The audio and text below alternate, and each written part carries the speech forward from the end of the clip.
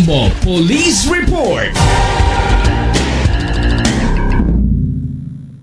Karagdagan pa rin po sa ating mga balitang probinsyal, mga kabombo.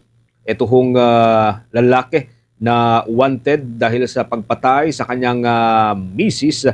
Yan po yung nangyari doon sa May Alabel, Sarangani. Natagpuan na sa ilalim po ng state of decomposition.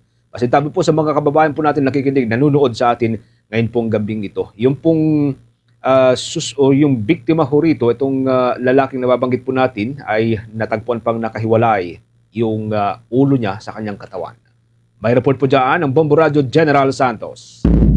Natagpuan na nasa state of decomposition ang katawan ng isang lalaki sa Barangay Alegria, Alabel, Sarangani Province. Ayon kay Police Major Roland Katuburan, spokesperson ng Sarangani Police Provincial Office, kinilala ang biktima na si Willie Ginang.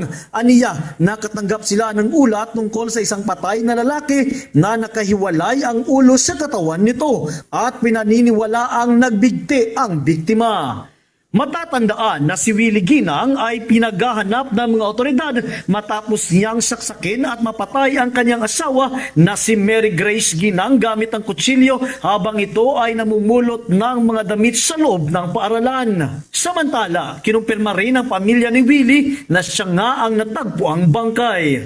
Sa kasalukuyan, nagpapatuloy ang investigasyon ng Alabel Municipal Police Station upang matukoy ang tunay na dahilan ng pagkamatay ni Willie, habang patuloy ring tinutukoy ang iba pang detalye, kabilang ang mga posibleng testigo na makapagbibigay ng karagdagang impormasyon.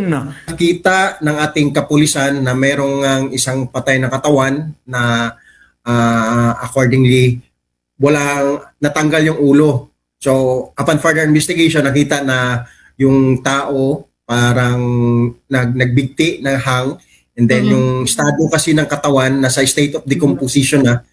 Yan ang ulat mula sa himpilan ng Bombo Radio Gensan. Ito si Bombo Mark Cabanos, and this is Bombo Radio Philippines, the #1 and most trusted source of news and information. Basta Radio Bombo!